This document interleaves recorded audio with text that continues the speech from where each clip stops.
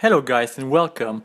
In this video I will have a look at the second episode of the newly released Berserk anime, which is called The Holy Iron Chain Knights, I believe. And basically it starts off right after the first episode where Guts is surrounded by the Holy Chain Knights and its leader, her name is Farnes. And so yeah, after he fought those monsters in the forest and killed them, basically he is pretty much wounded and he gets picked up by Farnes and Serpico. And what is his name called? I think Aizen or something like that. It's the bridge knight to the right. Yeah, so basically they surround him and they accuse him of being an evil person, or how do they call them, the Black Knight.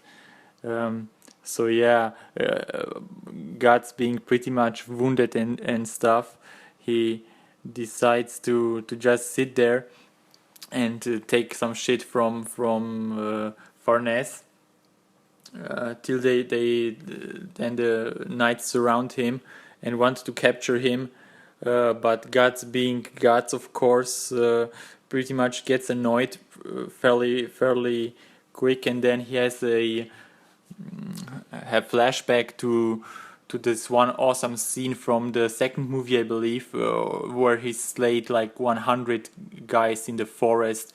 He was surrounded by mercenaries and only him and Casca got out, and he basically let Casca run and he killed like 100 mercenaries. So he's also known as the 100 Men Slayer, which makes him more badass than he already is. So he, being very annoyed by those knights, he decides to stop playing fair and he cuts them just in half with the Dragon Slayer.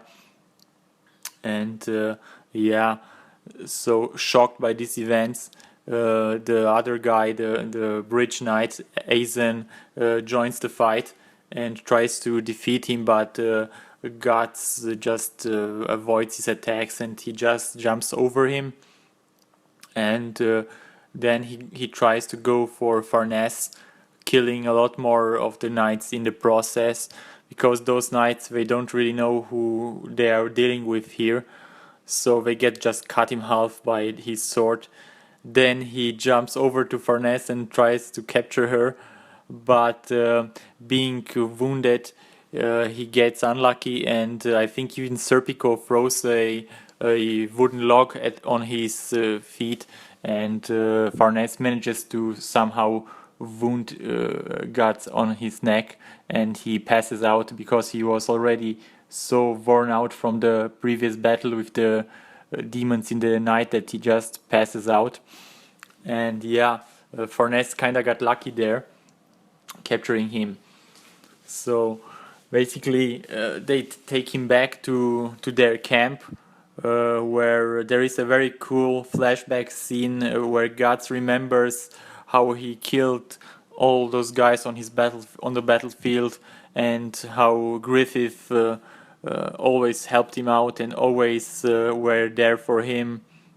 And this is a very cool flashback scene. Also, there is no crappy CGI animation during the flashback scenes, which I thought was pretty cool. So they show Griffith, they show Guts as they talk about life and the philosophy of life and the philosophy of the battlefield. This is why Berserk is so awesome. It has all kind of these references and philosophies, which makes it a very great story, and it has very good lore overall. So he's dreaming about about the past. Then scenes cut back to Farnes in her tent, and Guts is in for some serious torture, because you see Farnes is this very twisted-minded, fanatical believer in the manga, and here she is portrayed more like a frail girl. I don't think she's that evil in the anime as her counterpart in the manga. Anyway, she argues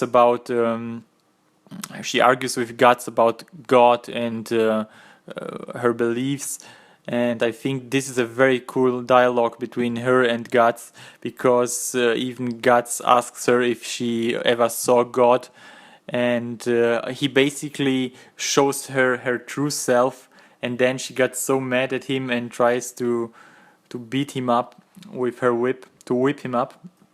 But basically this is very interesting because Guts knows about the demons and about the other dimension called the Void, I believe. And in that other dimension there is only one true ruler, and he's like the principle of evil or something like that.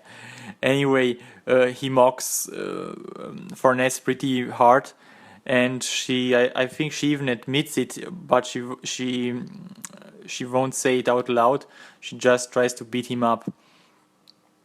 And then we have some more cool flashbacks where Guts remembers the time of the eclipse and how all those demons, and this is Femto here, how Griffith turned into Femto, and basically, yeah, it's a very nice contrast between the dark stuff Guts knows and Farnes's beliefs. So then she, as mentioned, she gets pretty mad at him because he reveals the truth about the world and about the demons, and it only plays in his mind, but Farnes seems to acknowledge it, and then she gets so mad she beats him up, she whips him with her whip, and yeah, Guts basically shows her the mirror of herself, which makes her very, very frustrated, and later on I think she even punishes herself for being a sinner or something like that. In the manga she even masturbates to fire, so she's very, very twisted in the manga. Here she's more at the light side, but still twisted. Anyway, they take Guts back out of her tent, and then Guts remembers that when the night draws in, all the evil spirits will come after him, because he still wears the mark on his neck, and when this mark bleeds, then the demons will get drawn in.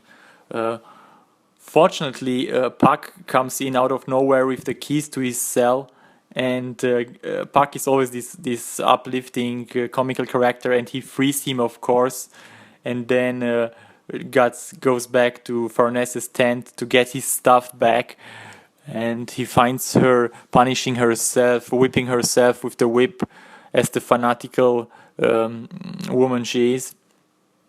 And then he goes to her and just coldly puts her out with one hand, which is awesome because, yeah, you see, he will take her as a hostage later on. And then he gears up with an epic scene where he gets all his stuff back. He puts his sword on his back. He puts a knife back to his sheath. He puts his stuff back, and basically he gets all the gear back. And then it's ready to kick some more ass. Yeah. So I thought this was a pretty cool scene.